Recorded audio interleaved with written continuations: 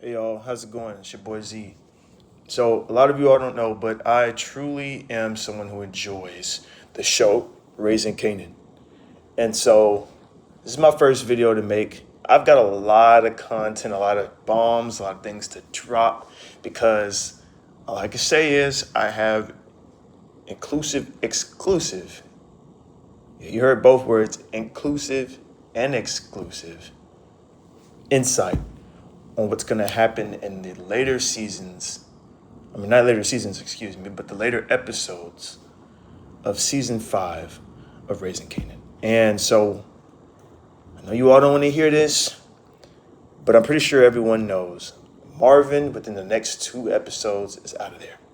Okay, he's out of there, and it may happen on the last episode.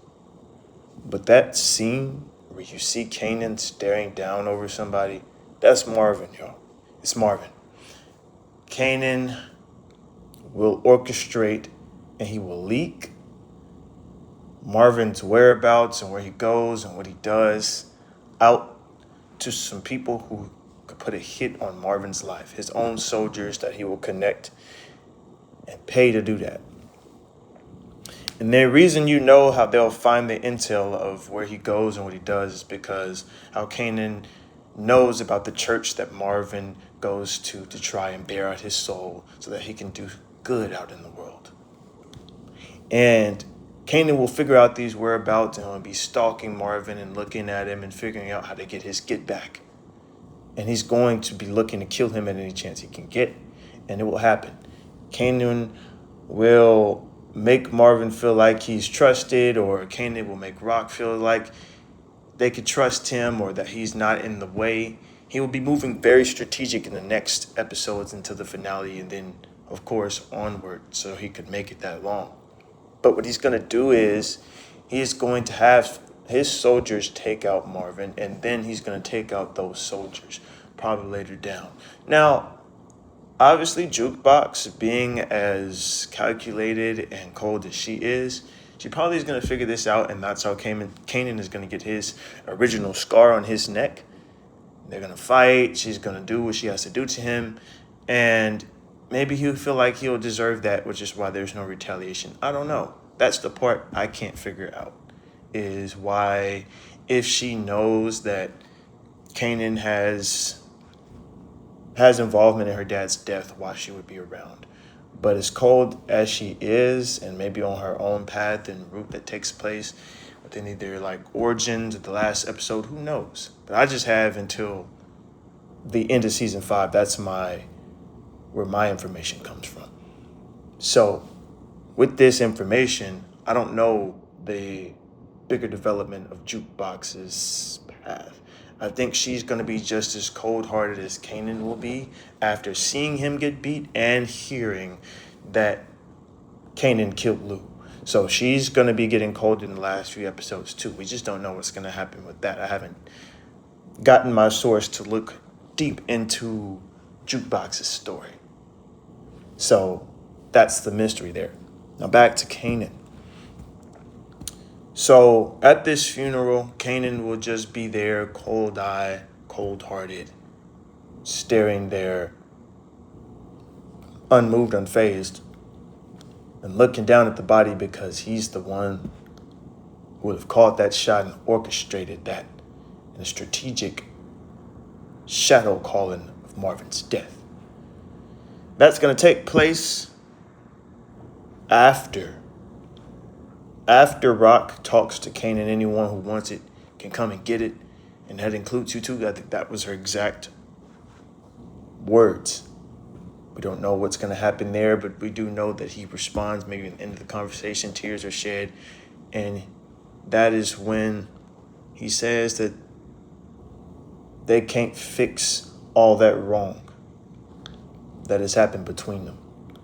So he is then going to take that energy, and knowing what Marvin did to him, he's definitely going to have him killed. And when he has him killed, by the last episode, after Marvin's funeral, the last episode, Rock and Jukebox are going to have one final conversation.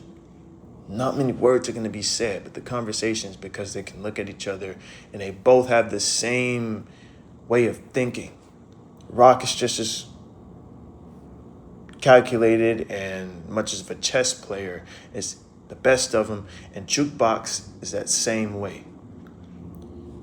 Rock tells Jukebox, hey, it's cool if you go and become a detective, get into the law enforcement, live your own life, because that there knowing without having to say anything that Kanan was the one to pull the trigger or have the trigger pulled up against Marvin without any remorse or feeling or care. Jukebox knows the same exact thing. They just can't prove it was Kanan, but they know it was him. And after that, that's where that conversation goes to, and Rock tells Jukebox,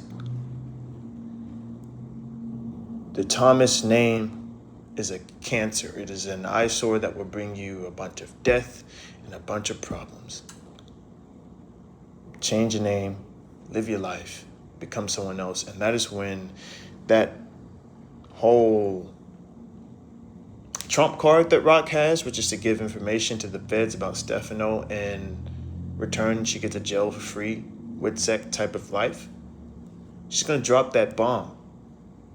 So her and Jukebox are going to do what they can to try and take down Kanan's empire, but they're not taking down Kanan's empire. Their main goal is to live their life and escape, because they know that he's calculated and he's willing to kill the whole Thomas family if he needs to, by any means necessary.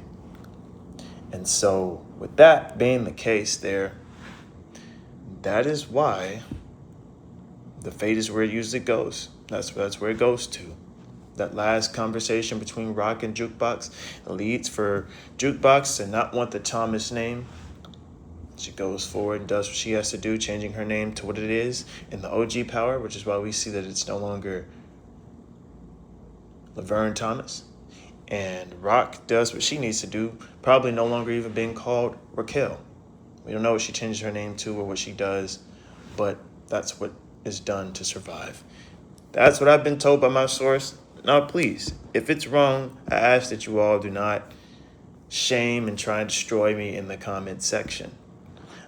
And if you enjoyed this insight,